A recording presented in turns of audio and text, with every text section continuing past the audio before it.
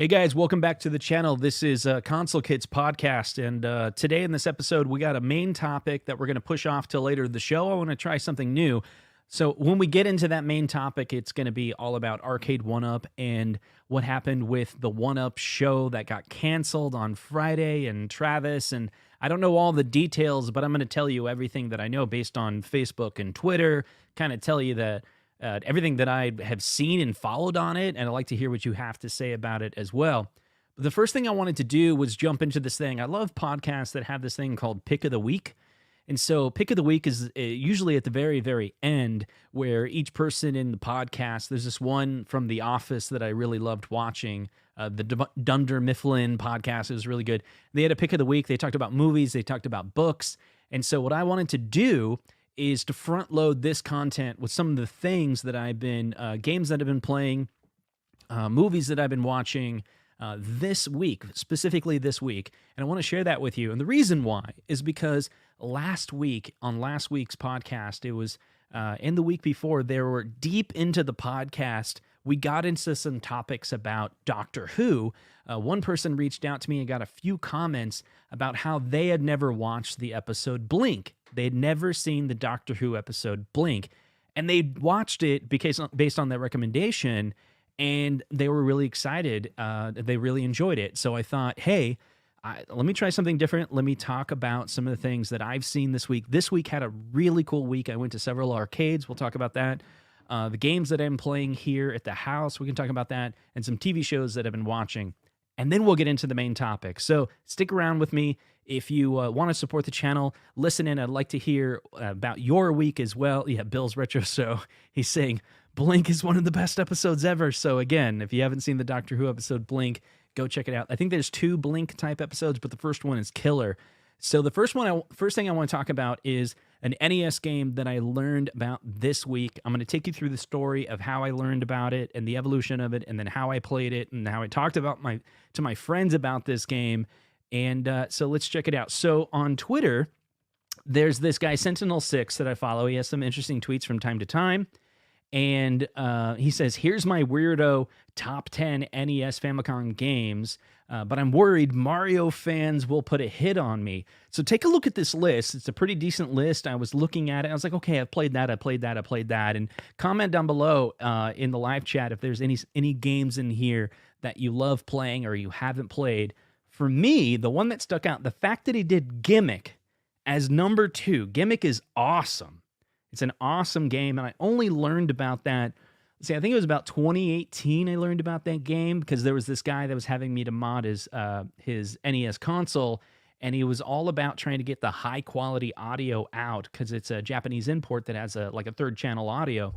And so he had a very specific requirement, and Gimmick was one of the games that he sent me. It's like a $500 cartridge. Sent it to me, and I had to play it a lot, and I played it with headphones because I'm trying to recreate this audio sound that he wants to get out. And I love music, and the song for Gimmick is so good. Anyway, let me jump to the point. Gunnak, I've never heard of. And we got Michael B in the chat. I'm going to talk about you in just a second, Michael B. So we got Gunnak at the very top, number 1, and I was like, wait a second. Mr. Gimmick, yeah, Mr. Gimmick being number 2, what the heck is Gunnak? Hit 1 in the chat if you've played Gunnak, because I had not. And so I started reaching out to some people. I reached out to Michael B, and I was like, hey, have you played this game Gunnak, And he didn't respond. It was kind of weird that he didn't respond, so I was like, whatever, I'm just going to play it. So I started playing the game. It's great. Gunnak is awesome. And then all of a sudden, Michael B finally comes back with yeah, I did a review on that video 9 years ago. It's great. So I'm going to put this link in the description, or I'm going to put the link in the live chat. I would like everyone to do me a favor. If you could click on this link in the live chat, you'll probably jump away from this episode. That's fine. But here, listen up real quick. Click on this link and then go to save and then add it to your watch later. Okay? So go check out Michael B's review of Gunnak. Now, you have to click and save on it because that gives me the permission to talk over it, right? So Michael B's not going to be upset about me using his content. So this is Michael B 9 years ago, and it's a very funny episode. where he gets into it. But I'm going to talk just a little bit about the game. He mentions how the game, and you'll notice this when you watch your version yourself, TurboGrafx 16, there was a game called Blazing Laser that he loved. And that's right, look at his baby face. And he found that Gun Knack for the NES is very similar to Blazing Laser, and it's the same company that did the game. But if you're looking for a shoot 'em up, Gun Knack is fantastic. It has these power-ups. It's kind of a weird game, but bunnies and carrots for some reason. But you get these power-ups very quickly. The controls are super smooth. You can move around.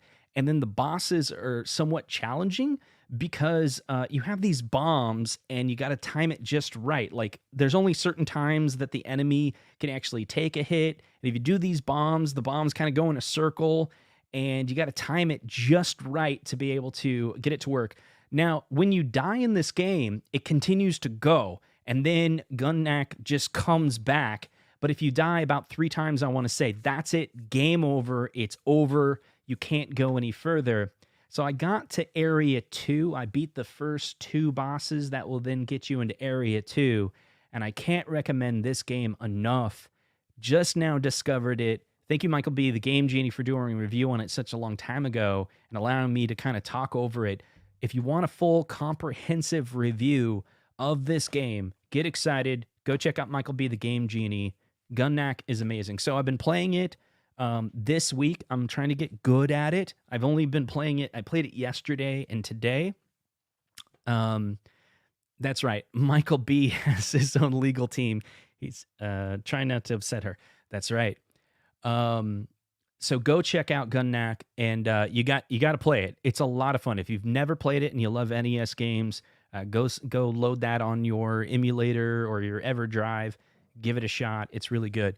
So I've been playing Gun Knack, and then the other one I want to talk about is I've been going to these arcades. Let me make sure. Yeah, okay. So I've been going to these arcades. This is the pinball map in my area. I'll kind of break you through some of the best ones. So this one's in Grimes. I live kind of in this area of town, and then Grimes is really close.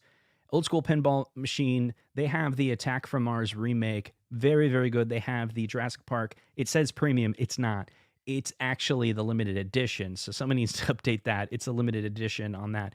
They have a handful of pinball. This is where we got into the topic last week about Doctor Who. They have Doctor Who, the Daleks, and they're like, exterminate. It's really great. It's at Grimes. But this week, what I went to, I went to Up Down, which is downtown. Everything is 25 cents. I was looking at this earlier, and this isn't completely accurate of what they have. No, that's not Up Down. This one's Up Down. So Up Down here, they do have Attack from Mars, the 1995 version. Popeye is amazing. They have Turtles there. They have Back to the Future. I don't think they have Tales from the Crypt. I think that's wrong. Popeye was surprisingly good. I played that a few times. I've been to Up Down 5 times in the last couple weeks or so. Anyway, so where I went last week was all the way up here in Ankeny. Ankeny pinball, I think I went there, was it Thursday? I think I went there Thursday. So I take my daughter to dance, and yeah, Thursday's the big night. I drop her off. There's like 2.5 hours that I have to kill. So I drove all the way up to Ankeny, and there was a tournament there. And so I got in touch with the tournaments there, and they were very like, oh, you should join our tournament, you know? And I was like, I can't, I got to leave in a little bit. And so by the time I got there, I had to run a couple errands. I only had an hour to play, but I played Dialed In, and I hadn't played that before. And I pulled that up, a video on it. If you haven't played Dialed In, it was pretty good. It was more expensive. It was like double the price of the other pinball machines there. But it's made by Jersey Jack. It's kind of, I don't know. Have you guys seen Dialed In before? It's very fun. I think one of the reasons why it's fun, it's pretty easy to get up the, yeah, I'll try to see if I can kind of show you. This video is kind of a little too fast, but it's got that, I don't even know what, it's got something on a track that's moving around. And so you try to hit it, and that's pretty fun. And then, I don't really understand the entire game with the cell phone and what's going on there. But it felt like the game was pretty easy. And so I don't know, sometimes when pinball games are easy, you play it multiple times because you're like, oh man, I got a lot of points and it's pretty easy to get up this ramp. And then I was like aiming for that ramp and boom, I was up that ramp, no problem. And so, yeah, I was taking pictures of it, showing it to my friends, and they're like, "Oh no, that's Jersey's Jack's like one of their best games that's out there." And so, this was a black spot for me. I hadn't ran into it, I hadn't played it, but definitely when I go back, this is going to be something that I play while I'm there. And I actually pulled up. I have a couple pictures while I took there. So this was actually, if we go back to the pinball map. In the pinball map, this is a place that I go to a lot. So this operating room and the one up in Ankeny is owned by the same guy, and he's the local Stern dealer. His name's Greg. Really nice guy. I bought both Pinball 2000s from him, fully refurbished, or all. When I say refurbished, they're in great shape already, but he put a lot of effort into it to restore, replace capacitors on the PC. It's all original hardware. So the guy really knows what he's doing, and he has a couple friends in Des Moines helping him out. So anyway, he owns both of those. And when I went to the operating room earlier this week, I guess it was like Monday or Tuesday? Tuesday, because they're closed on Monday. So Wednesday. I went there Wednesday. So I went there Wednesday, and I went there Thursday. Okay, so anyway, the operating room, they have an ice-cold beer. And I hadn't had a chance to play an ice cold beer. I'd seen it before, but I never put any time into it. So hit one in the chat if you ever played this ice cold beer. Fantastic game. I was trying to figure it out, and let me know what you guys think, if this is the original or if this is a recent remake.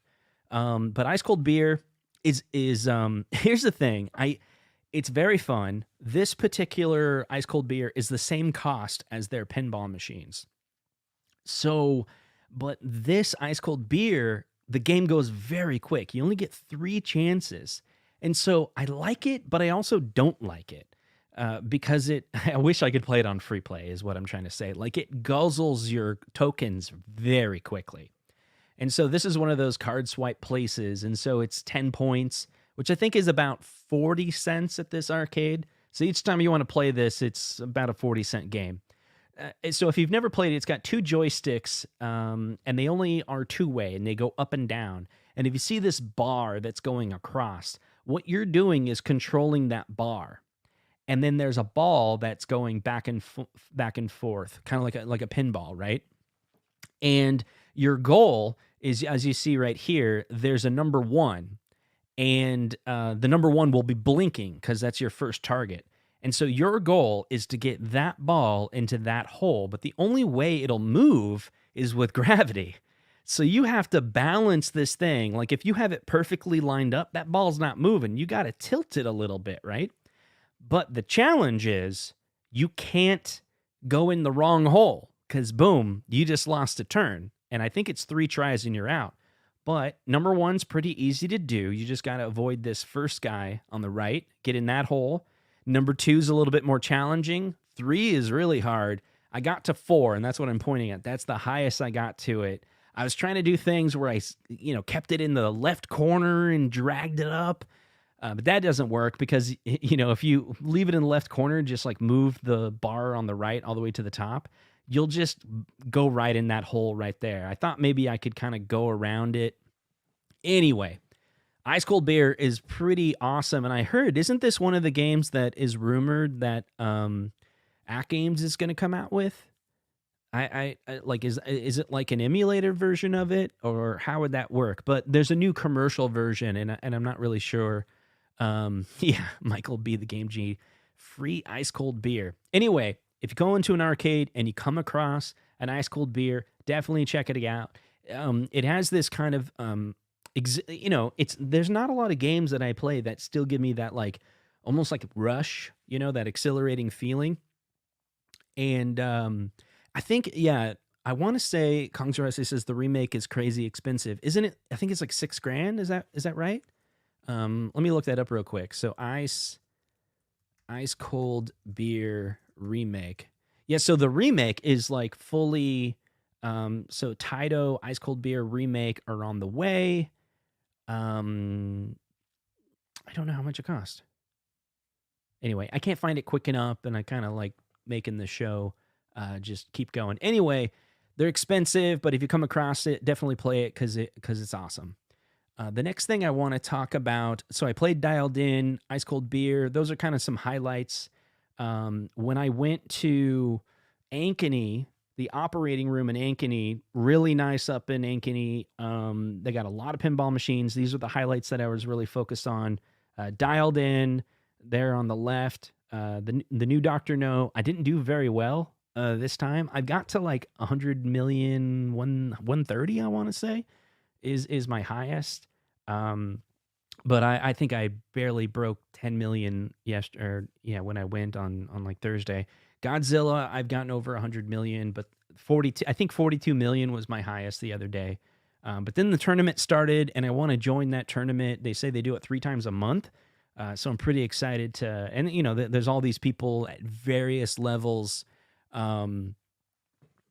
skill when it comes to the tournaments, the pinball tournaments in my area. And I was talking to them, and they're like, yeah, there's some people that are very new to pinball. They're doing this to kind of learn. So I'm like, yeah, I'm definitely want to do it. Talk to my wife. She's like, yeah, you should do it. So I'm excited about that. So this is the operating room, the type of games that they have. Real similar to the one they have closer to my house. Rush is very fun. Godzilla, Star Wars is all right. Dr. No, that machine's great. Iron Maiden, a lot of people were like talking me into playing that one, but it kept on being busy. The Avengers is okay. It's all right. Mandalorian, it's all right. Then the last 2 are great. So there's the Jersey Jacks. It's the Guns N' Roses. I think Guns N' Roses is a lot of fun to play. And then Toy Story. They're a lot of fun, but those are a little bit more expensive. So I think the James Bond was just a bit more expensive, and the Jersey Jacks were a little bit more expensive to play. But I loaded $20 this week, and I used half of it earlier in the week and then half of it here. Probably put in a good, I think 3 total hours. So I don't know, 3 hours of pinball for $20. It's okay. It's okay. I think the best, if I go back, where's that at? The pinball map. My favorite, I don't know what's my favorite, but downtown, up, down, everything's a quarter. Everything's a quarter. And I go there and I can hang out for an hour and a half and spend $4. $4, I think, is the most I've spent by myself downtown at Up Down at a 25-cent arcade. And this one's amazing. Up Down, if you're ever in the Des Moines area and there's one arcade you want to go to, it's downtown, and you got to do Up Down. It's all retro machines. Everything's 25 cents, and they have like everything. They have a wall of like 12 Nintendo machines. Like, basically everything you can think of from Nintendo is there. Donkey Kong, Super Mario Brothers, CastleMania. Then they got they got Marble Madness. Point Blank is there. Several pinball machines. Popeye is great. Like I mentioned, Back to the Future, Attack from Mars. They have Gardens of the Galaxy, which is amazing. I don't think they have... No, they do have Star Wars. They do have Star Wars. South Park, I haven't played that yet. Simpsons Party, Pinball Party, that is awesome. Don't remember X-Men, and I don't remember Tales from the Crypt. So I'm going to go there. I'm going to log in and see if I can make sure these are accurate. What would be really cool, though, is if there was a website out there that showed like all arcade machines. Like, this is just pinballs. You would have to go to Up Down's website, and I'll click on it here. If you go to Up Down's website here in Des Moines, they do have a list of all the arcade machines in here. So it's a good lineup for sure. Yeah, it's a good place. Anyway, so next on the list, we're going to talk about some TV shows that I've been watching. We'll just jump through this pretty quick because this is video games. I could go on and on. When it comes to television shows, what I've been watching recently is the Quantum Leap. Now, for those retro nerds out there that love the original Quantum Leap, if you have not checked out the new Quantum Leap on NBC, on Peacock, so anywhere you can get NBC, Hulu, Sling TV, you're going to be able to watch Quantum Leap, or if you subscribe to Peacock, Quantum Leap there. Still on season 1, the last episode, episode 11.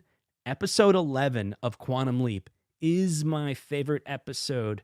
It's up there even with original series. So I'll give you a quick synopsis of what this episode is about and why you gotta check it out. Let's see. So in this episode, it's basically like Groundhog Day. This is the first time that Quantum Leap has had a time loop story. And it pays so much great homage to the original Quantum Leap, because the episode is called Leap, Die, Repeat, which pays... Okay, so the new episode is paying homage to the original episode by paying homage to Kill, Die, Repeat, the show, the movie with Tom Cruise in it, which is about a time loop. And the original series did this a lot. The original series would, Belisarius would make titles of the episodes that were similar to the movie they were basically ripping off. So kind of like ripping off a concept in time travel. This one's fantastic. They kind of took Quantum Leap to a whole new level. Like, yes, he's time traveling. Yes, he's trying to get back home. But instead of Al being his best friend, his Quantum Leap partner is his wife, which is awesome. And Scott Bakula only makes an appearance as a hologram in some of the few episodes. Yeah, Edge of Tomorrow, that's a great movie. We were talking about Live, Die, Repeat. So it's very possible that we may see Scott Bakula in the series. I think that's very possible, but he hasn't been in it so far. But the show, I will mention one thing. There is callbacks to Al, and there's callbacks to Al's wife and Al's family. And pretty quickly when you get into the episode, about episode 3, it introduces a character that ties you back to the original series. And what's really cool about the Quantum Leap episode is they didn't do this in the original, but I really like it. They concentrate a lot on the present day as well. There's drama going on in the present day. And one of the people that's ahead of Quantum Leap, because this is a continuation of the original, his name is Magic. And he was someone that Sam leaped into in the original episode. So Magic is there. I think it's when he went to Vietnam. Remember when Quantum Leap, he was like working with he was trying to save his brother's life, Tom. And he leaped into this guy named Magic, and Magic, later joined Quantum Leap. And so that's really cool how they tied that in together. They're doing it just right, I think. It's a new series with new characters, but it pays respect to the original, and it doesn't go too far off the rails. It still is within the Quantum Leap universe. But in this episode, for example, they kind of did something different in its own way. It's a very good episode. So, you get to kind of watch, this time loop. You kind of see the same thing, and he's leaping into different bodies every single time. Got to watch this episode. And if you want to jump right to this episode, you could. There is a story arc, but this episode stands alone. Like, if this could be the very first episode, maybe, I guess there's a storyline when in the present day that might not make sense. But it's a small piece of this story. Anyway, the other one we're going to jump through really quick is The Office. I've been watching. They now have season 6 of Superfan episodes, and I'm trying to catch up. I did jump ahead to season 6. These are deleted scenes that are baked right back into the episode. And if you're an Office fan, you got to check it out. I'll give you an example of one that I watched recently where there's an extended scene of The Office, the Superfan episode.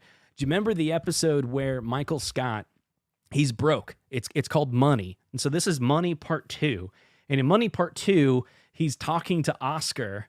And when he's talking to Oscar, he's explaining how, he spends way too much money on things at Amazon that basically no one should be buying. You know, there's all of these extra scenes on the Superfan episode where one of the best one is Michael Scott. He's just like, but when I buy something, that feeling I get just feels so good. Okay, so I love that because it's just shows another side of Michael Scott. Then there's this scene that oh man, I wish it was in the original. I wish more people would have heard this joke.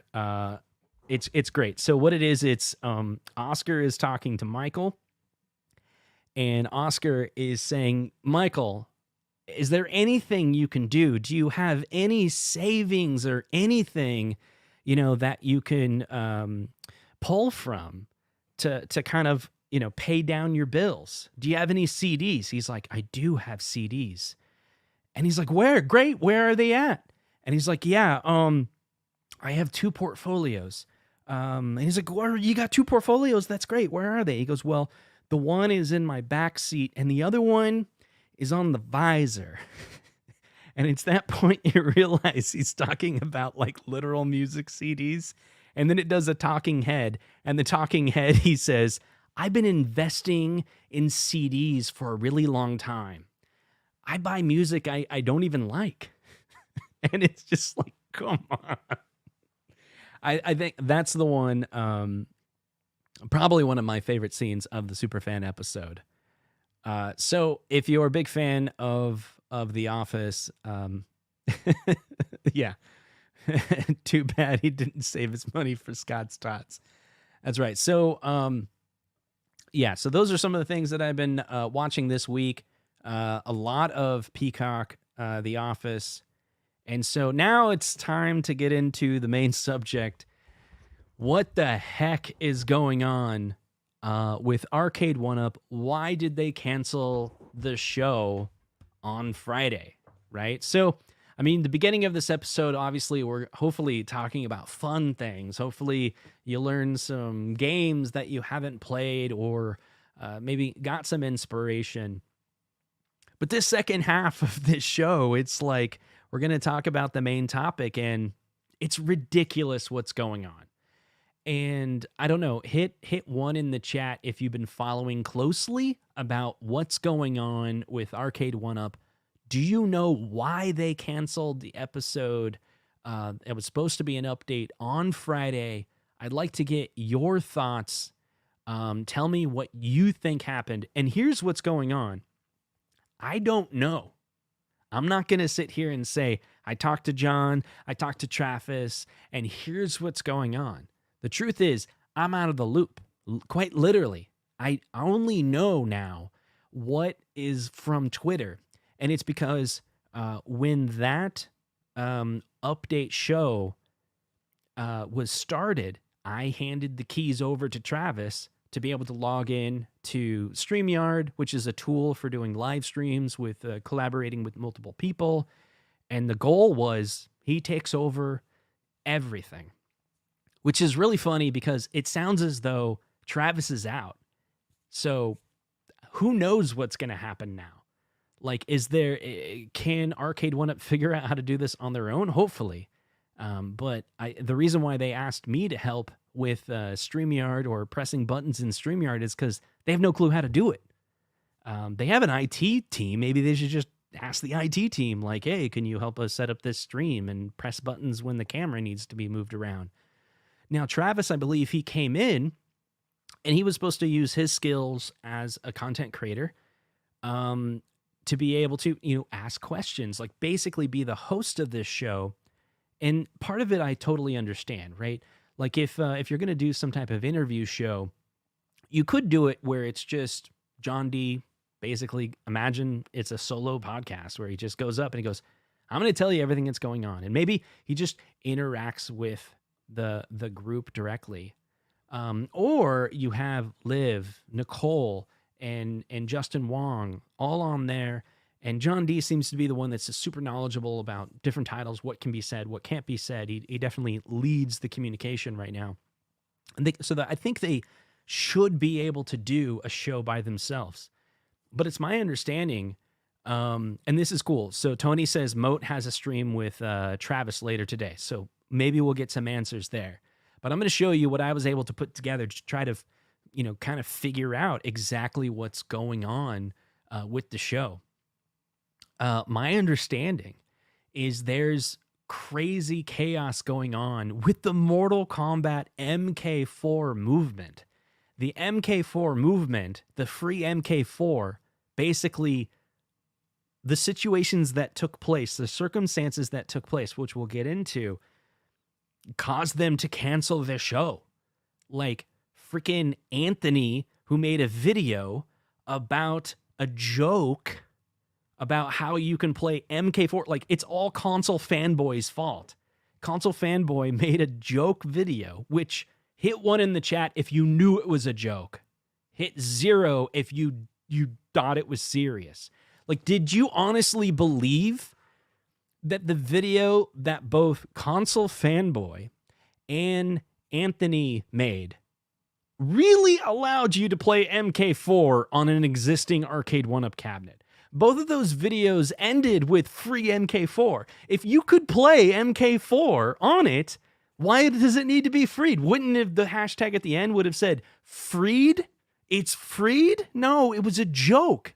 And anyone who thinks it's serious, and who, like, I think Ed Boon actually thought, I think he thought it was necessary for him to tell the world that it's a joke because too many people were going to believe it was real. And it's like, I don't know. So John obviously puts his foot in his mouth a lot, but this is a situation where John had to make a tweet to retract a tweet that was like, he had to tell everyone it was just a joke. And I think the turmoil that came out of all that caused Travis to quit. Or at least, this is what I gathered from Twitter. Maybe he's gonna continue doing it. Maybe Arcade 1-Up can be like, no, it's okay. But I got some slides here, so let me show you what I'm talking about. So it all started with Ed Boon. He says, don't shoot the messenger, but this is fake. Well done, but fake. Notice the screen reflection goes away when the MK screen comes up. Yeah, we all know it's fake. That's what makes it funny. Do you understand? It's part of the joke. The free MK4 campaign continues. And then below, if you take a look at this now, this tweet is from an account that no longer exists. What the heck is going on? So Anthony, was he bullied into deleting his Twitter account? Now, maybe Anthony, I don't know if anyone knows Anthony if he's in the chat. Maybe Anthony decided to, delete his Twitter because, let me guess, Ed Boon or John D said, hey, your joke is going to cost us an MK license. Is that what happened? I don't know. But what would cause him to, he either did it because he felt like he was hurting people or because, he's like, I'm out, I'm done. It was just a joke. You guys being jerks, I'm out, But it's really frustrating to me because part of me feels like I don't like any of this because someone like Ed Boon comes along. I'm guessing it's Ed Boon, puts his foot down and says, I'm going to cancel all you guys. And it's like, I hope that's not the case because that's super unfair. So we go to this, let's see. This all comes because, Ed Boon made a tweet, said, don't shoot the messenger. And this, I guess, was the mistake that John D made. Yeah, John D makes a ton of mistakes, for sure. But evidently, this was a big one. John D responded with, it's real, Ed, all of it. Now, when I read this, immediately I thought, he's quoting Han Solo from A Force Awakens. Remember, Rey is all like, I thought the Force was a myth. And then he's like, it's real, all of it. And he's like, it's real, Ed, all of it.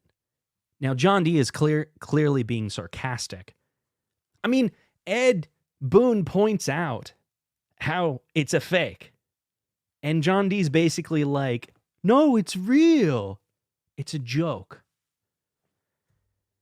So I wanted to point this out. Kyle Myers, he said, so Travis quit as a host of the Arcade One Up show this afternoon after hosting 0 shows independently. So this is sourced from Reddit. Who's next to step up to the plate? We'll see who that is. Maybe it's still Travis. Now, some of the comments that Travis made on Twitter, you can kind of empathize the position that he's in, right? He's coming in here. He's just trying to help out. He's not charging anything for any of his services. He's just trying to help out. Travis says, my tech YouTuber friends would be mortified to know that I am helping out a company, referring to Arcade One Up, without compensation, only to be left out to dry with their community never again. Now, some of this is, and Travis, if you're watching this, let me speak directly to you. Maybe what you're saying is accurate, but and I've said some disparaging things, but it was never a target to you specifically. A lot of people are upset at Arcade One Up, and maybe you're getting mixed into that of it being like you're taking heat from it. But anything I said is I find it ridiculous that a company like Arcade One Up would tell the entire community that we're going to have a show, we're going to do this new thing. They tied it with the Star Wars release. We're going to give you guys updates. And the moment you cancel the show, you don't tell anyone anything. They're so scared. There is so much fear inside Arcade One Up. They have no clue how to get over this fear. They're afraid to do anything.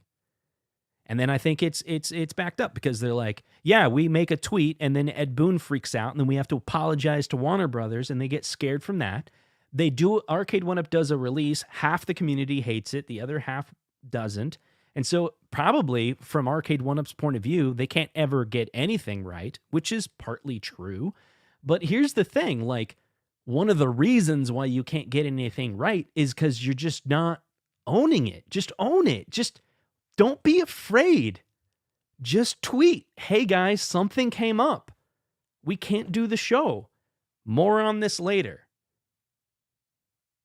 At least that, right? And there was this video. RC Gaming, or Red Sea Gaming did a video. I thought it was hilarious. And basically the summary of this video is like, he's like basically saying like imagine Arcade One Up. He has a joke video. It basically explains, imagine Arcade One Up was an employee of yours and they keep on saying that they're going to communicate more.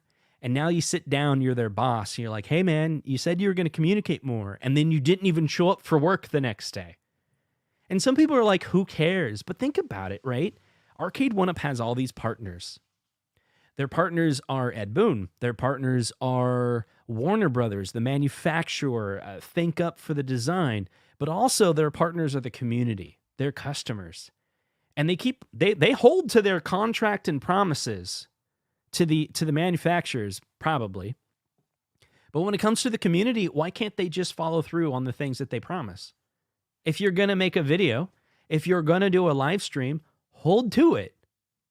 You said you were going to do it, and then you ghosted us. Really think about that for a second. Imagine if a good friend of yours was like, hey, let's meet up for dinner on Friday. We're going to hang out. We're going to have a good time. And you plan this in advance.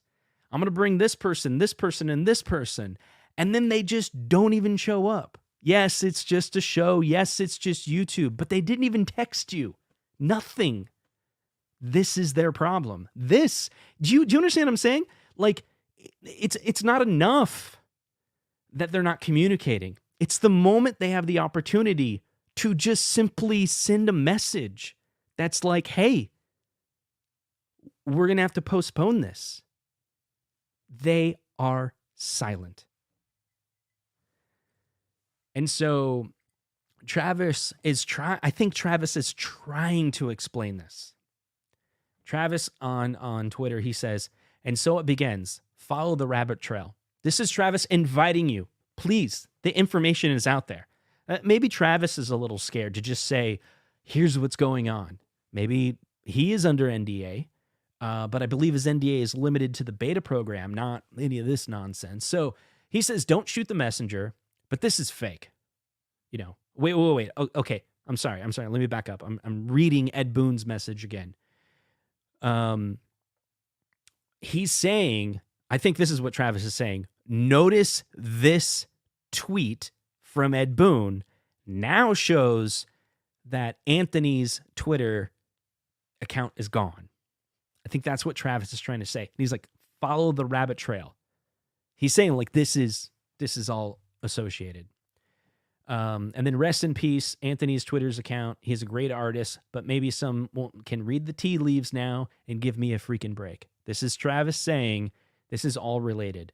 The reason why the show was canceled is 100% related to this nonsense about an innocent content creator making a joke and then it causing like home arcade chaos, right? And then Travis says, well, Arcade 1UP, till next time. To me, this is him quitting. This is like, I'm out. Maybe I'm reading it wrong. But that's what I think.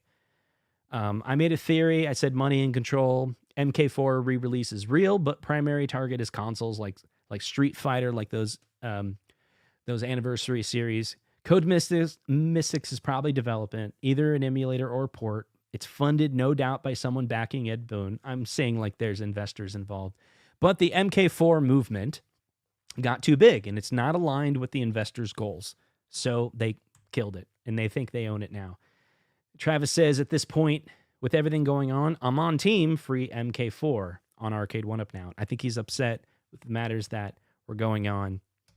Anyway, tell me I'm wrong. Tell me there was something else that was going on. I wish I knew more information about it. But what I didn't picture, I think I forgot to grab it. There's a post by John D. Yeah, I did forget to get that. So John D made a tweet recently, and I'm going to read it out to you. It says, I'm retracting. Here, I can pull this up. Give me 1 second. Here we go. Oh, I can't. I can't show it. I can't move it to that screen anyway. Let me get back over here. So John D says, give me 1 second, and I'll share this screen this way. That's what I get for having multiple computers. So John D says, I'm retracting my tweet at Ed Boon, tweet where he clarified that the video from Anthony was a fake. My tweet in my personal account was made in jest and clearly was in poor taste. In no way have I or Arcade 1UP played a part of the creation of this video. Did anyone think that? Is that what Warner Brothers thinks? In fact, we do not condone any mods to licensed products.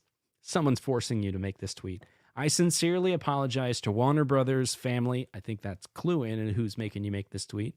For my tweet, and appreciate all the support they have given to Arcade 1UP to provide the fans with the arcade classic Mortal Kombat experience they deserve. It's kind of funny. In one comment, he's basically saying that, hey, this is my personal account, whatever, but now I'm going to talk super professional, which is way out of not something he normally does. But here's the deal. Like, what do we expect from Arcade 1UP? We want them to increase communicating. And evidently, John D put his foot in his mouth, and then that caused Anthony to have to take down his video. And there's some implications that Anthony is actually hacking his unit. Like, what? Like, we don't condone modding? What are you talking about? Like, did anyone think that video, like, side-loaded MK4 on it? Like, and then by you retweeting a retweet, I mean, Ed Boon's the one who retweeted it. You know what I mean? If you go look on Twitter, Ed Boon retweeted the fake video, which has 100-some thousand views. The only person that, like, highlighted that post with an enormous amount of views is Ed Boon himself. And it sounds like he's the one that's upset. It's like, Yeah, look, I don't know the full story, but what I don't like is is John D making a retraction post, which is basically him saying, "I guess I can't be funny anymore." You know, we can't as a community joke around about a topic because it has a slight hint of piracy in it. A slight hint, which is clearly upsetting Warner Brothers. You know why? Because they're totally going to come out with MK4. Otherwise, they wouldn't care. If they didn't care about the Mortal Kombat 4 franchise and they didn't have a lot of money invested in it coming soon, they wouldn't care. But MK4 is the reason why Ed Boon is like MK4 campaign continues is it's coming. It's totally coming. And I think people got offended by a joke, and that's messed up. Console Fanboy with the super chat, he says, OTG is right. They told us get loud, so free Small Justin. Here we go. There you go. There's Small Justin.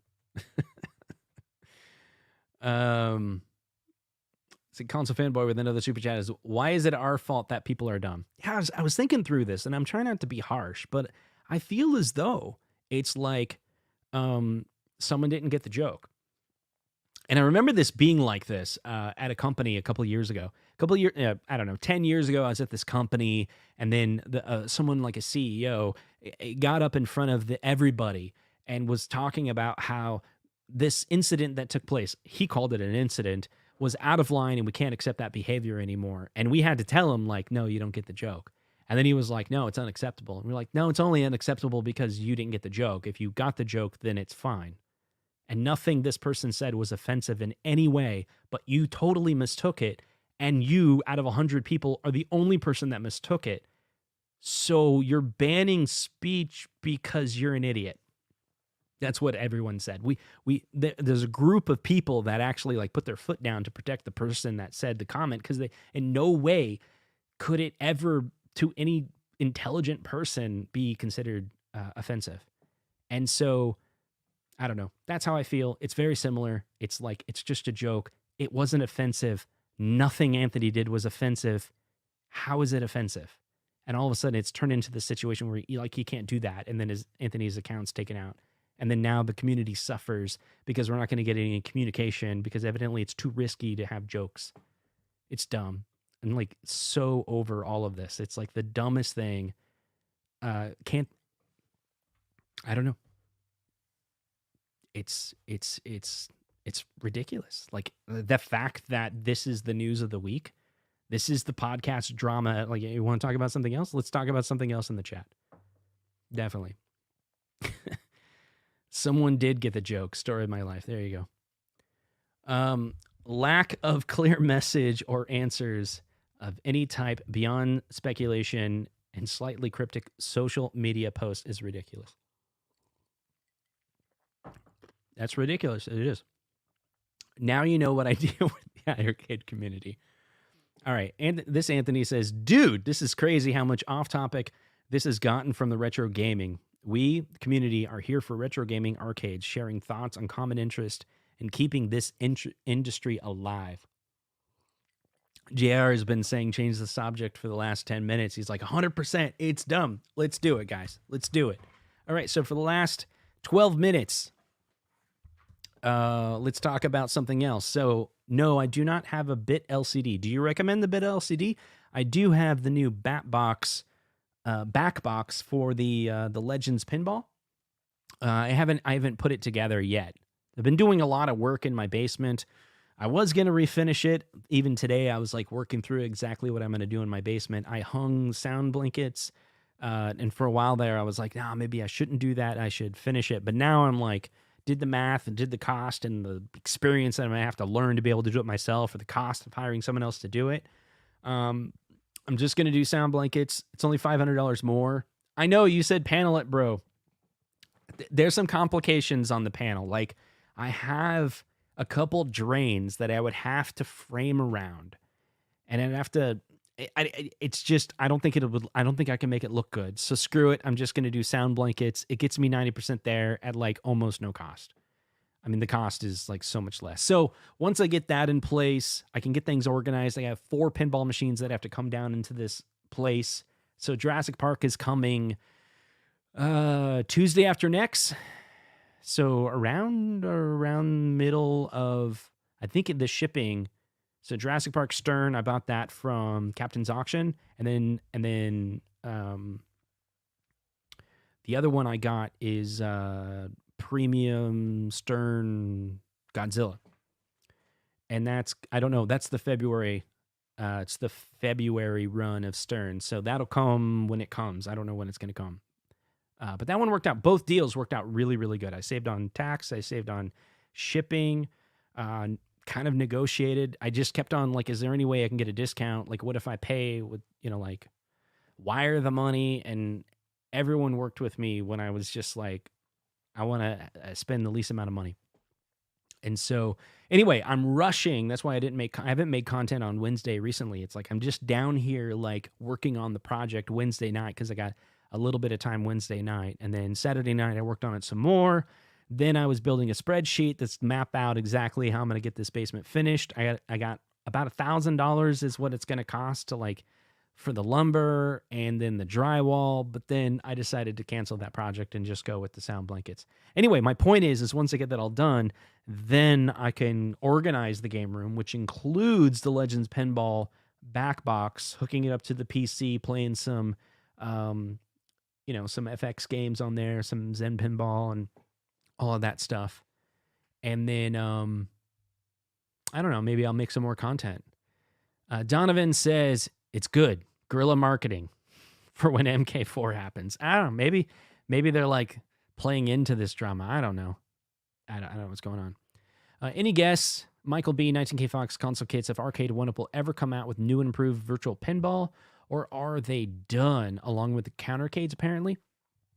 My understanding is we'll see more countercades. We'll see more partycades. That's been mentioned on some streams by John D recently. And it's also been clued in that there may not be any more virtual pinballs. This is combined with the theory that there was a video by the pinball podcast that had Zen on. I think P-Dubs was talking about this.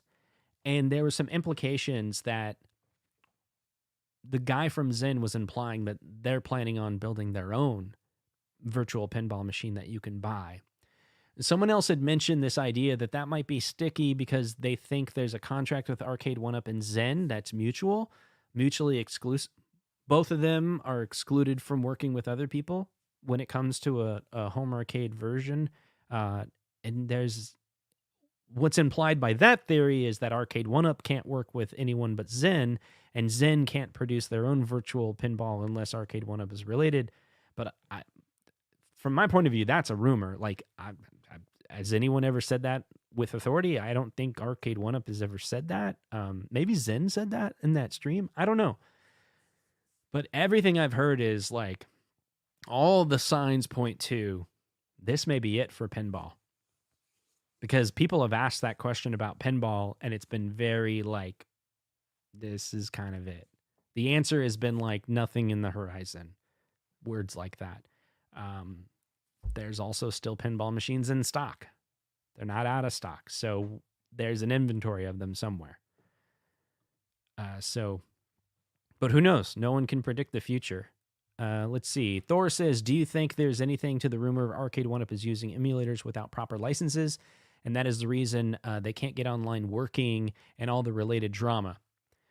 I don't think they're connected, but I have heard that Arcade 1-Up is using emulators without proper license, and I've also heard that there has been a GitHub upload of I think it's Simpsons Bowling, if that's correct. There's some there was a pull request, or there was someone pushed a commit to open source some of the features. I don't know if it's thorough. I don't know if it's everything. I don't know.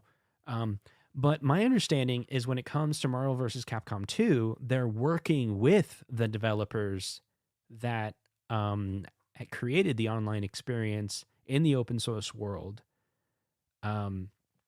So I don't think open sourcing has anything to do with Marvel vs. Capcom 2 not being delayed.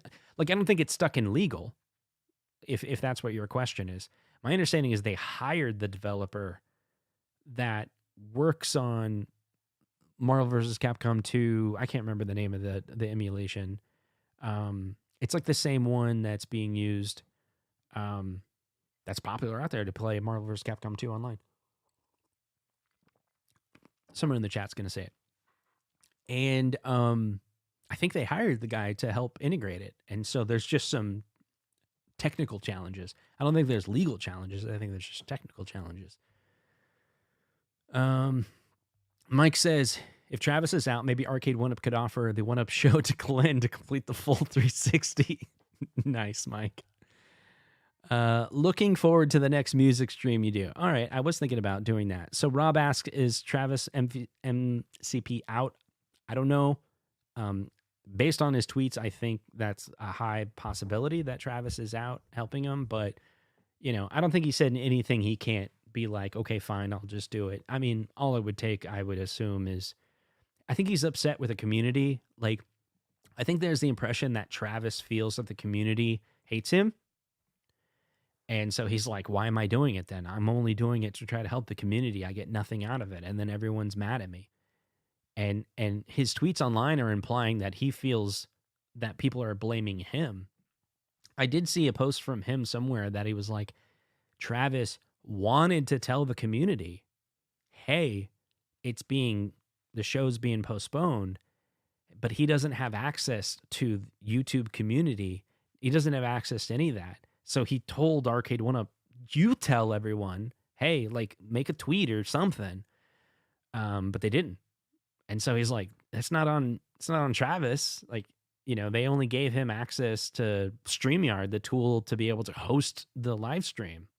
He doesn't have access to be able to make community posts or Twitter, and that's someone else's job, and they should have done it. To be fair, like, the moment the show was to be postponed, John D should have told their head of marketing or whatever, like, you got to get the message out there that this show is not going to happen. John D should have gone into Facebook, into his official thing, and pinned the show is postponed because of, and he could have said anything.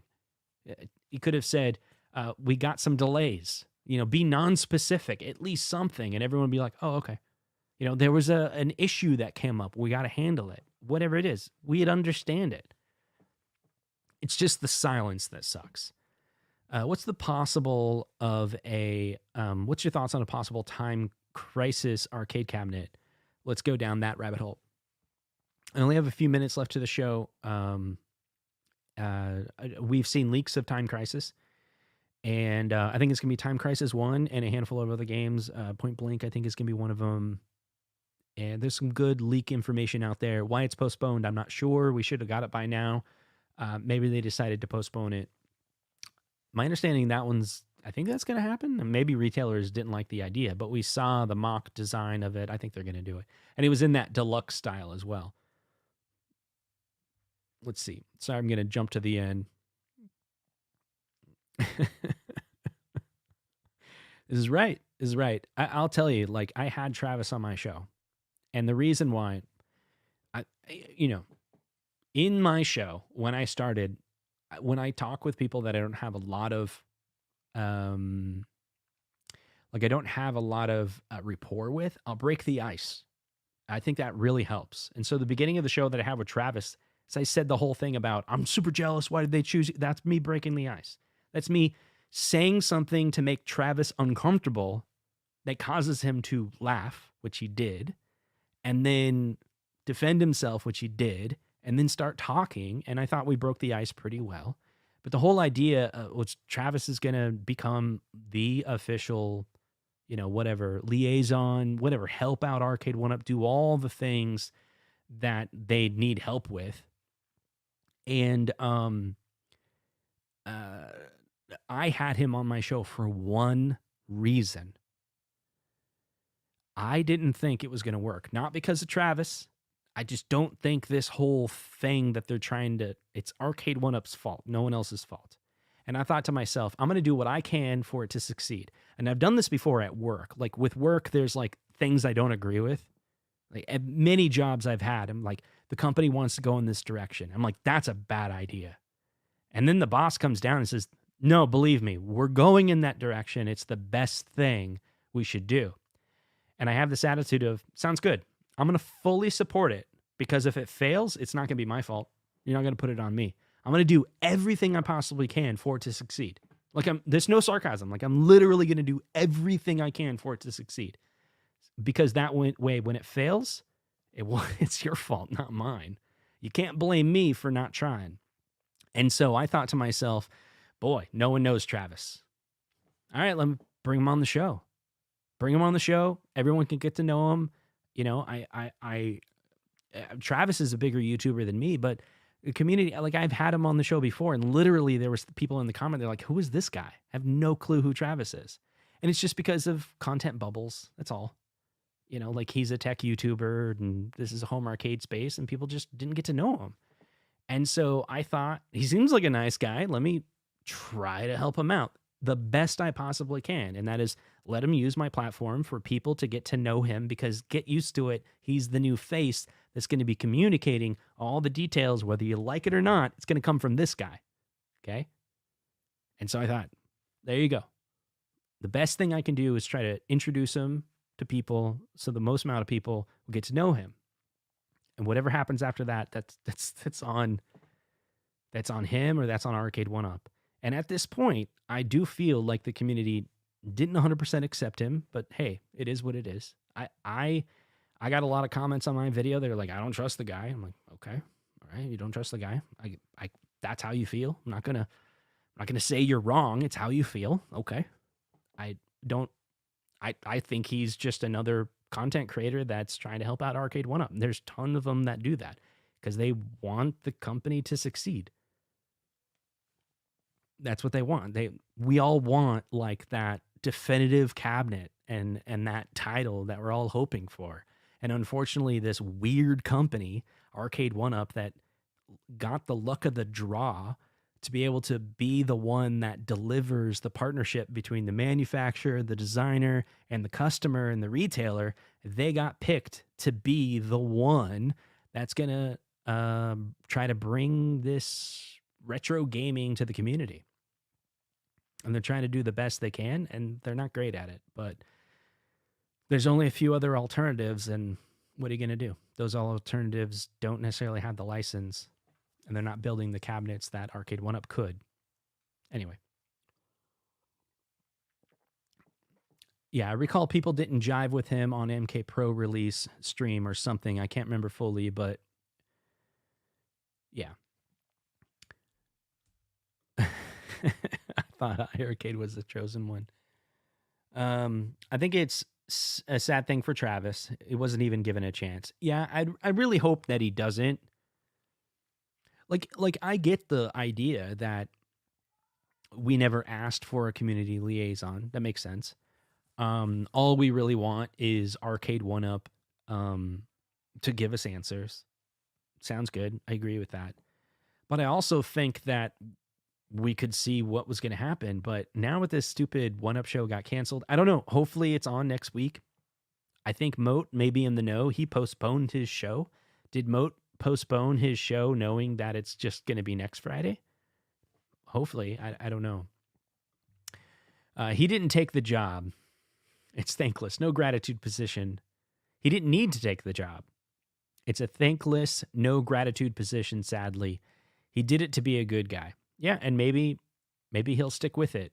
The point is it's just someone that's helping Arcade 1-Up communicate by asking the questions and letting him know that, hey, Travis is keeping track of what the community is asking for. And so he knows to ask the question, and John can use Travis as leverage to be able to convince the people above him to be like, it's necessary for us to communicate. And I remember hearing in the background, like, one of the things that Travis was pushing was, why don't you just tell everyone the exact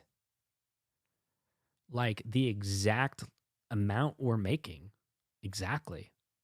And no FOMO. Just tell everyone you're making $3,500. That's it. You just told us you're making $3,500 internally. Why don't you just tell everyone that? And then no FOMO, no pressure to buy, none of that, which they still did on that last show, by the way, even though Travis was like, no FOMO. And I was like, no FOMO. Why? Everyone in the community is like, no FOMO. Like, there's a difference between saying, here's the difference. One is FOMO, one is not FOMO. Hurry up and buy the cabinet right now, because if you don't, you'll never get it. That's FOMO. Or you could just simply say, we're only making 3,500. And that's it. You don't have to say, so therefore. You don't have to complete the sentence. Let the user just have the fact. The facts. They're making 3,500. And then you conclude the FOMO. You decide whether that's important to you. You decide whether you want it. Arcade 1-Up should just share facts. This is the type of monitor that we're using.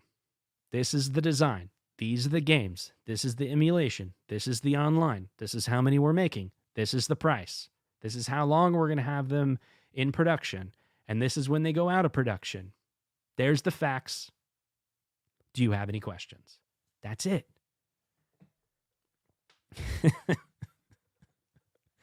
Travis, big mistake. He didn't ask for another Pac-Man cab. All right, guys. I'm fine with chatting just a little bit longer. We got some different topics. Arcade 1-Up's the absolute worst at communicating with their customer base. Fact. I have 5 Arcade 1-Ups, and I don't see myself buying another one until they're crap together. No, probably never.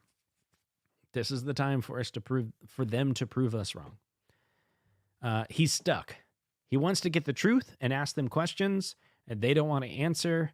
And now want him to answer the questions they don't answer for us either. Yeah. Yeah, it's pretty messed up. Okay, there we go. Biggie D. Ninja Baseball Bat Space Man. What do you think?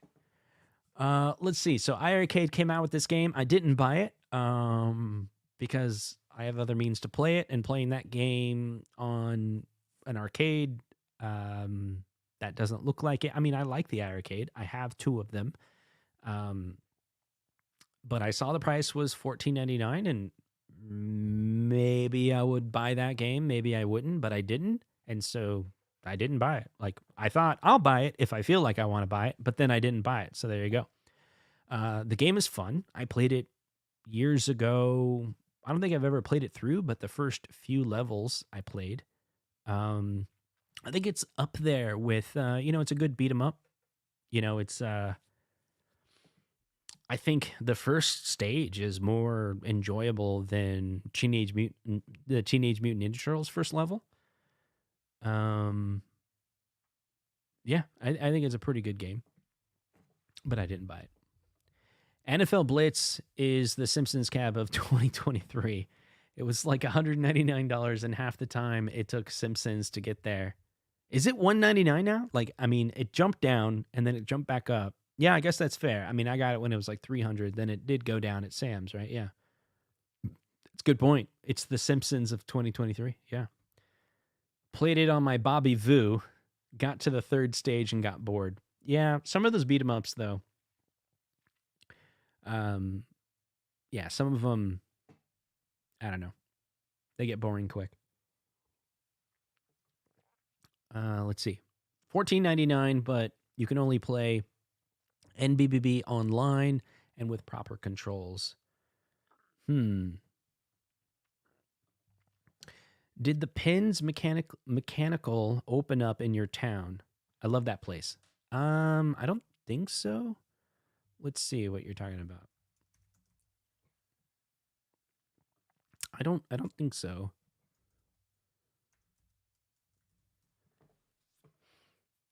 Yeah, I don't see. I'm looking at Pins Mechanical, which is Pins Bar, if that's what you're talking about. They have one in Tennessee, Pennsylvania, North Carolina, Indiana. Yeah, I would have heard of it if it was in my town. I don't think so. I'm looking at pictures at it. It's got the duck bowling. Is that duck bowling? We have a place similar to that. I wonder if it's like, yeah, I'm looking at pictures at it. We have a couple places that are like this Pins Bar, this Pins Mechanical, similar. Let's see what else we got. Beat 'em ups are so much better when they are playing with. This is a fact. That's true. Yeah, I wonder if Zohar, when he was talking about um, playing it but got bored, it is so much more enjoyable. Yeah, every single time that I've played through Teenage Mutant Ninja Turtles or Turtles in Time with friends is a lot of fun. Or like, I mean, I'll go to the arcade and there's that modern Teenage Mutant Ninja Turtles. I won't even play it if I'm by myself. But if I'm with a group, I went to Seattle last year with coworkers. Yeah, and we were like dropping in quarters. If there's 4 of us playing it, it was like the team I'm on, which was 4 developers. Yeah, we were just loved it. We just kept on. We're like, let's do another round. Let's do another round. We spent most of our money. We just kept on throwing tokens in. Hey, Justin, do you think iArcade can get Capcom games like the Evercade got? So, I mean, the possibility, maybe, but the Evercade's an interesting one. Like with the Evercade, it came built in, and it seemed like a license workaround where, like, the Evercade was not allowed to sell the Capcom games as a cartridge, and maybe that's because downloading the game, there's license that are. It's kind of like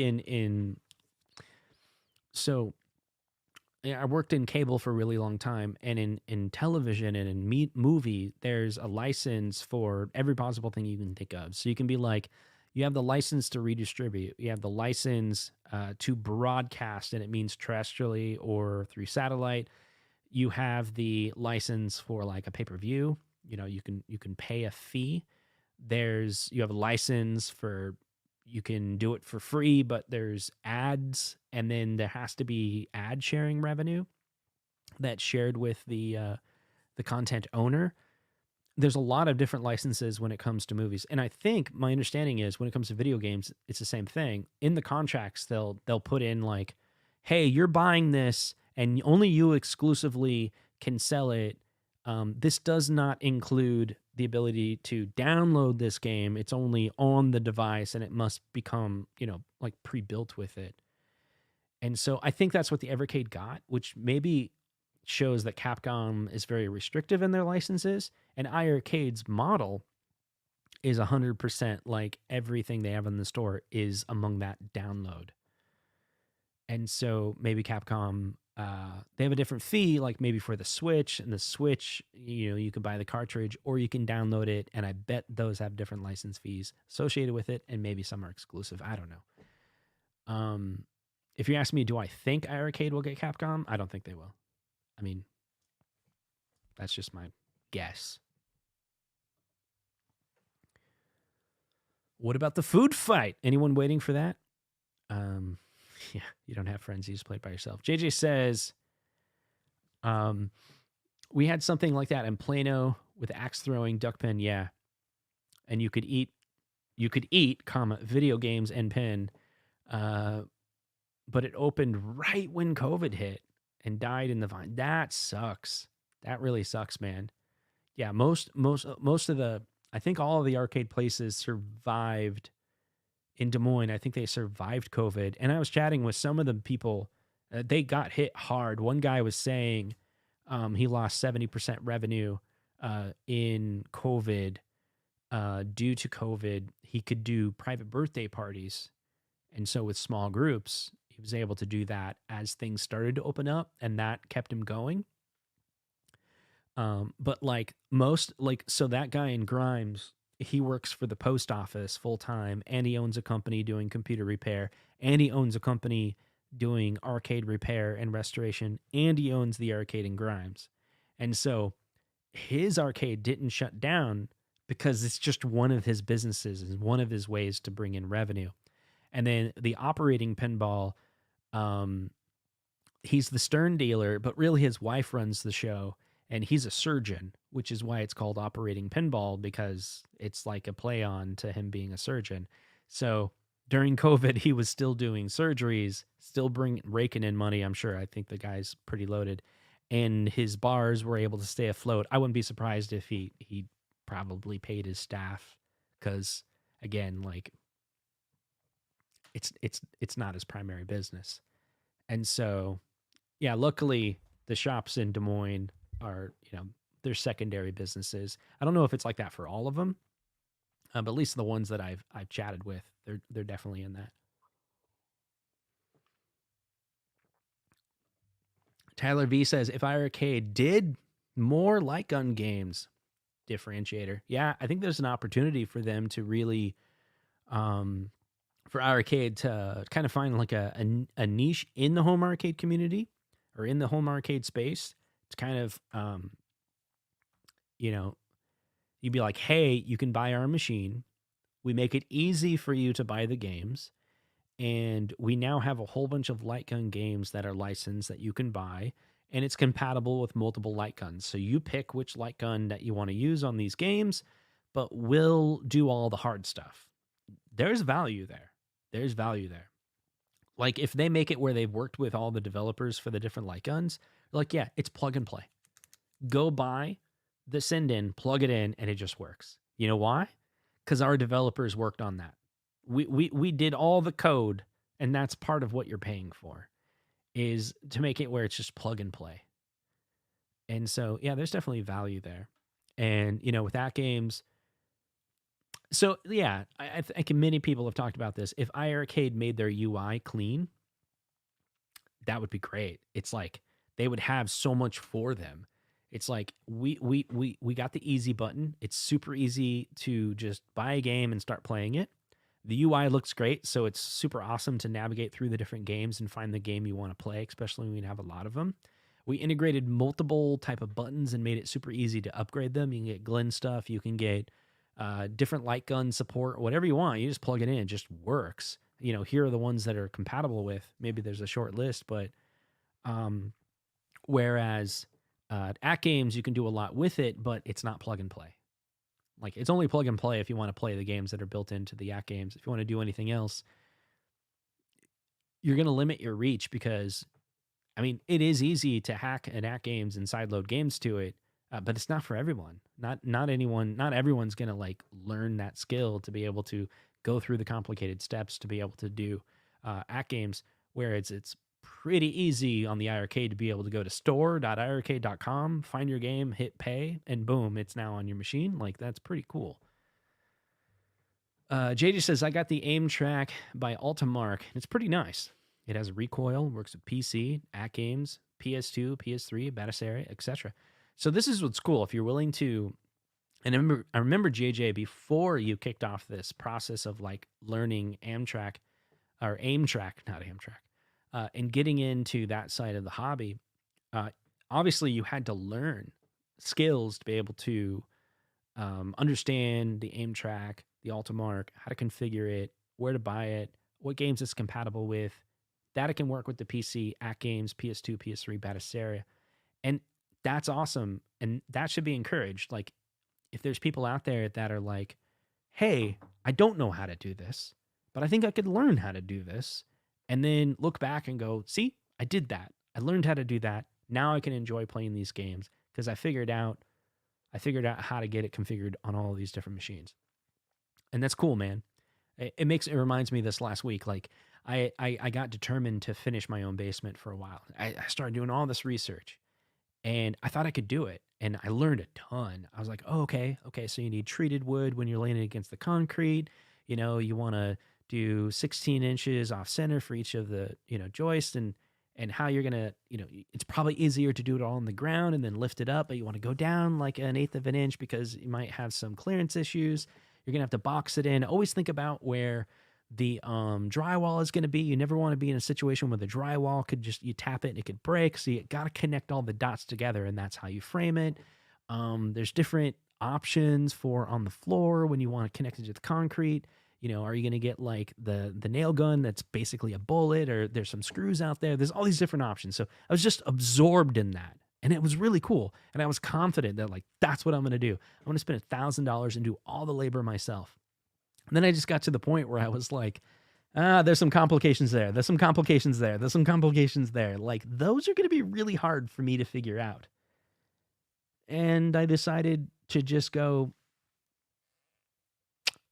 I'm not going to do it. And that's not trying to be discouraging. It's just like sometimes it's okay to be like, where's the easy button? Where's the easy button on this one? Anyway. Just speaking of like games, why doesn't Xbox, Sony, Nintendo make a deal with Senden to have their light guns compatible with their consoles? That'd be pretty sweet. Would be sweet. Let's see. I hope AtGames revisit the Bit Blaster. Yeah, that'd be cool. All right, I'm losing my voice. I appreciate you guys hanging out with me. It was a fun time. I hope you enjoyed the beginning of the episode where we talked about all the fun things that I was doing this week. If you appreciate that, make sure you hit a like on the button to give me show your appreciation. If you enjoyed that part of the series, I'll continue to do it again, or comment below. Tell me about your favorite part of the show. Let me know if you checked out the game Gun Knack, which we talked about in the earlier of the show. Ice Cold Beer. Have you played that? Have you played Dialed In? You watching Quantum Leap on NBC? You watching the new Peacock The Office with all the extra deleted scenes? They're up to season 6 of content. Hope you enjoyed this content. If you did, hit that like button. Hit that subscribe button if you want to stay tuned to more drama, evidently, in the arcade one-up, because that's the topic of the week, evidently, is the craziness going on. But hopefully things won't be crazy next week, but tune in. That's right. San Dimas High School football rules. That's right. Bill and Ted's. All right, guys, and let me know if you want to do a music stream. I'm always down for that, but I got to hear someone say, let's do it. Then I'll schedule it. We'll see you guys. Take care.